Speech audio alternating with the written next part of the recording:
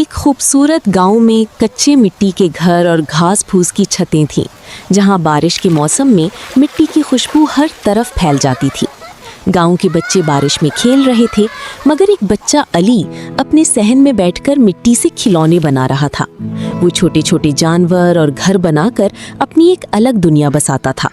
उसके पास एक बकरी, एक गाय और चंद मुर्गियां भी थीं, जिनका वो बहुत ख्याल रखता था। एक दिन तेज बारिश शुरू हुई और गांव के कमजोर घर खतरे में पड़ गए। लोग परेशान थे, मगर अली को अपनी मिट्टी के बनाए हुए मॉडल्स याद आए। उसने बुजुर्गों को मशवरा दिया कि घरों की दीवारें नीचे से मजबूत करें और छतें अच्छी तरह बांध दें। पहले लोगों ने उसकी बात को नजरअंदाज किया, मगर उसके मॉडल्स देखकर सब मान गए। गांव वालों ने मिलकर घरों को मजबूत किया। चंद दिन बाद शदीद तूफान आया, लेकिन इस बार सब घर महफूज रहे। लोग खुश हो गए और अली की तारीफ करने लगे।